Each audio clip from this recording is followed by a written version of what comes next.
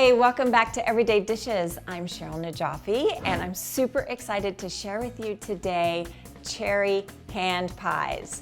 Okay, we are actually starting with a bag of frozen cherries. Now, the reason why I love to make this recipe is because I know exactly what ingredients I've put in it. So it's in a hot pan, and we are going to let this sit for about a couple of minutes. Now, the secret to this recipe is that you don't get stir crazy, meaning don't over stir during these three processes, because you're gonna end up with cherry soup and that cherry pie filling. So the secret is put your cherries into a hot pan and let them cook for about a minute, but only stir once. The steam is coming up, it almost looks like dry ice, and you want to have the cherries just release just a little bit of the juice, but not too much.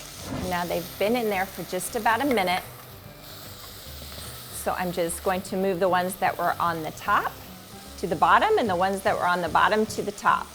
It'll be one more minute. And now I'm going to add a half a cup of sugar and a quarter of a teaspoon of salt. Now this is a quick step.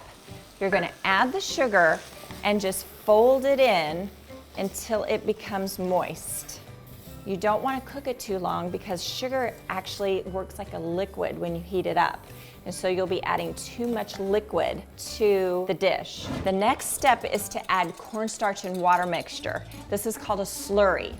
You can pre-mix it so you have it ready to go, but give it a good whisk before you put it in because it'll settle at the bottom.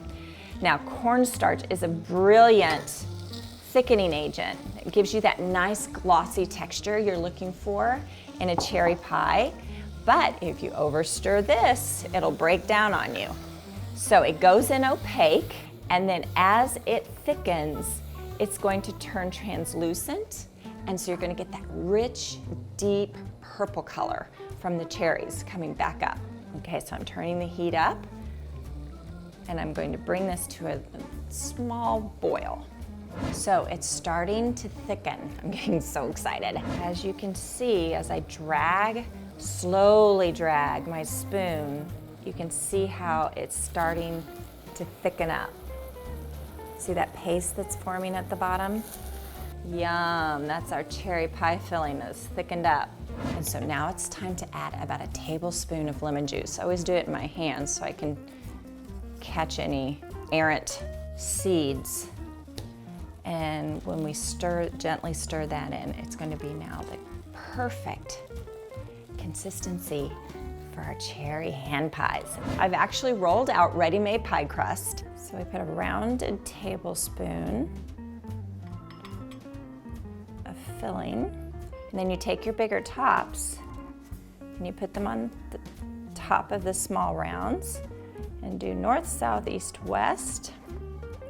And it'll anchor them, make them all pretty. You can also use a fork to do this as well. You take your little knife and cut a cute little X on top. So you put an egg wash on them so that they actually brown up really nicely. And since there's not a lot of sugar in the pies themselves, you can go really generously with the sugar on top. They're so good. I might have to hide half of them for myself. See you next time on Everyday Dishes. Make sure you subscribe to my channel, like it if you love it, and comment below. I can't wait to read what you have to say. Just get in the kitchen.